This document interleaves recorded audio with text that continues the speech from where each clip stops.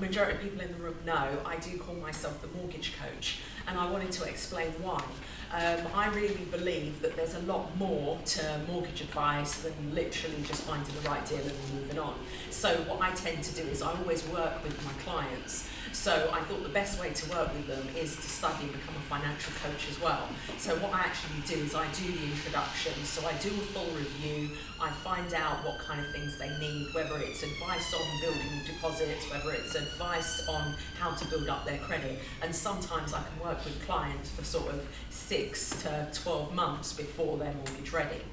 Now, I have realised as well there's a lot of gaps in financial literacy out there, and that's why I've created these workshops. So I have put in the group a one-pager on every single workshop I'm talking about. The first one will be running on Saturday, and it is the Right to Buy workshop. Now, Right to Buy is a scheme if you're a council tenant and you've had a council property for more than 3 years, you can buy.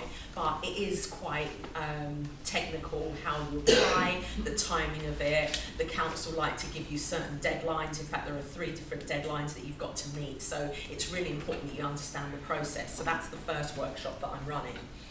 The next workshop I'm running is called Get Mortgage Ready.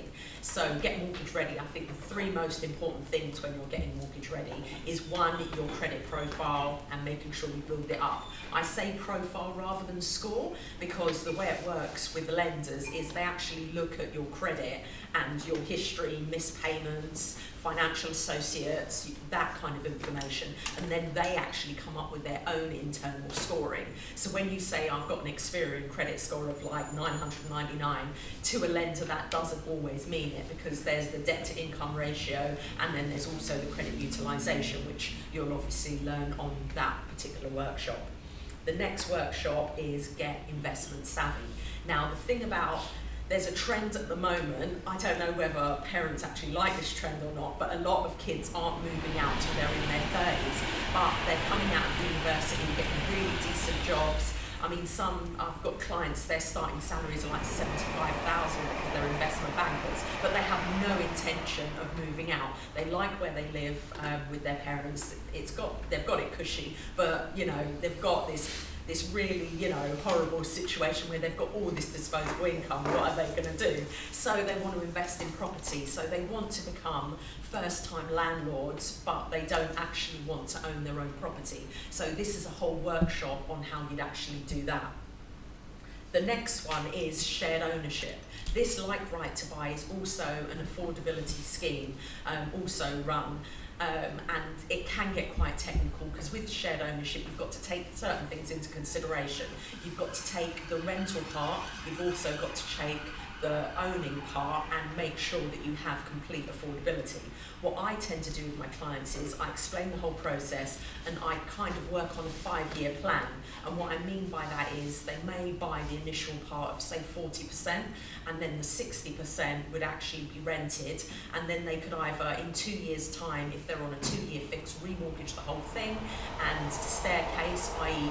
buy a higher percentage at the same time. They could also opt for having a 5-year fixed and in a couple of years time do additional borrowing and buy an extra 10%. So with that, over the next 5 years, I come up with a strategy where after the end of the 5 years, they could own the majority or all of it. Because I feel with shared ownership in particular, you shouldn't stay on it for a long length of time. It shouldn't be your end goal to always own part of it and rent part of it. So that's another workshop. The next one, there's a lot, so that's why you've got the PDF to remember them all. I believe in the Let to Buy strategy. Now, what I did, as soon as I graduated from uni, I saved up my deposit within 3 months and I bought my first property. 3 years later, the property had doubled in value, so I actually remortgaged using that equity to buy my next property, but keeping that as a buy-to-let and renting it out. And then a few years later, I did it again. So I've always rented property, since I was in my 20s, and that's another reason when I changed from being an accountant, thought mortgage advice would be a good idea. Now you can do this too. You can do it one way, as in start with a 1 bed, rent it out, move to a 2 bed, move to a house. But I was speaking to a client the other day, and I actually realised that there's another way you can do it.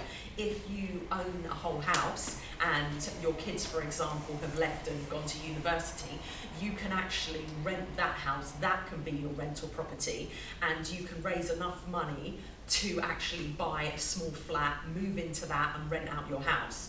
And you don't have to buy the flat as interest only buy-to-let like they normally are.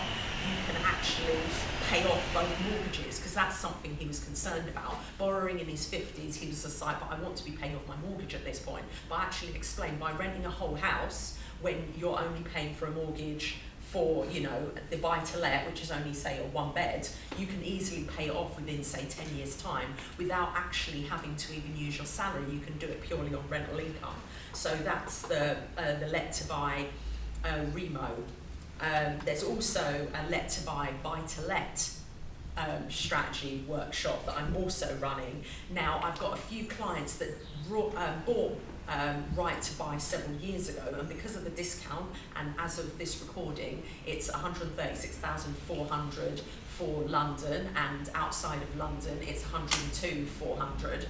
You get a significant discount, and the loan to value, i.e. the difference between the property value and the actual mortgage value, there's a big difference. And by the time of 5 years, with most councils, you can't rent out property unless you've owned it for 5 years. Once that's done, you've probably got even more equity in the property. So what you can actually do is, if you're not particularly fond of that flat, or you've lived there for years and you just want to change, you can actually rent it out privately or rent it out back to the council, remortgage it, get additional funding, and actually buy somewhere like down the road or on a nice street or away from the estate, whatever you want really. So that is also another option. So that's the Let to Buy, Right to Buy. And then the last one is the Buy for Uni. Now, a lot of people don't know about this product, but it is a really, really good product. So what people can do is, when they're going to university, they can buy their first property, but it's based on rental income affordability. So for example, if you're going to university somewhere up north where properties are cheaper, as you can actually buy a property and it's based on rental income, and the way it works is, say you buy a 3 or a 4 bed property, your child would live in one of the rooms and the rest of the rooms would be rented out, and that would cover the mortgage. Now these, back in the day, they were based on buy-to-let, and because of the rental income element, but now it's actually changed and it's based as a residential. Because it's based on a residential, they will offer you either 80% mortgage or even up to 100% mortgage, so you don't even need a deposit. So you can mortgage the whole property 100%, have it based purely on rental income. While the child's at university, they can actually be renting it, and then when they actually decide to leave, they can either continue renting out as a property, or they can sell it, and actually it will be great when they graduate from uni to have that lump sum of money that they can buy somewhere local. So basically, in a nutshell, I love educating, and I really think that there is a lot more than just sitting someone down and saying this is the mortgage you can get. So this is why I've created these workshops, because there are so many different type of clients, and at the end of the day, it's all about helping people. I like to help first-time buyers, I like to help first-time landlords, and even people first-time remortgaging. So has anyone got any questions? Yes. You go to the last product that you were talking about. Yes. What was that? Oh, the Let to Uni, yeah. Does it have to be your biological child? Can it be an adopted child? Oh, it could be adopted as well, yeah.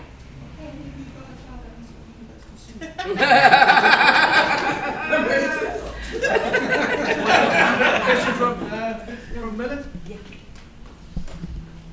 I'd like to speak to you about our own events. I've met a lot of you, but that's the best mortgage kind of president what you do. It's empower people. I'd say someone £200,000 stamp duty. You pay 10% of the mortgage every year. It's empowering people. The word mortgage means debt. So it's something so amazing. I'd like to, this is what I want to do, educate and inform people. Yeah, no, it's really important. Well,